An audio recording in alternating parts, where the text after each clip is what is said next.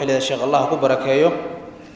شيخ سؤاله هي جوابها أيان عرور تيدا يدد كلبا وأن في صومالي أقونين مفسرة مالين أيان سخلت أهوادن ودهن أيان وشيغي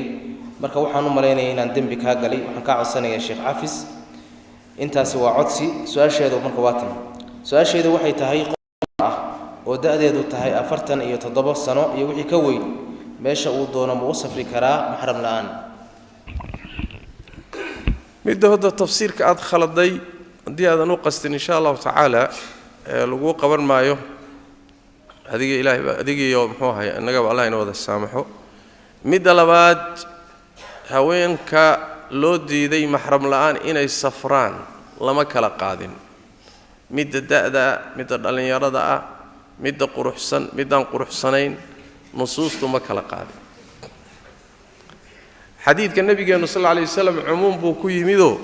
la yuhillu limra'atin an tusafira illa wa ma'aha dhu mahramin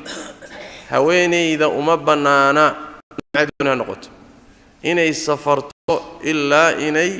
محرم للصعود مويه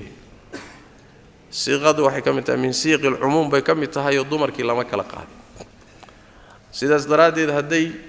أفرتن شرتي هدي لحدن شرتي هدي دالين يرى تهايبا محرم بالله بهاي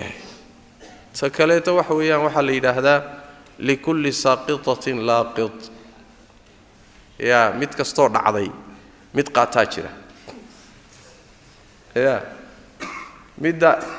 afartan jirka midda adeeda baa jira midda 60 jirka ana mid baa ku daa oo isagu 60 jirka ba raadsadaba Soomaa marka wax la yiraahdo tani mahram uma baahna ma jiro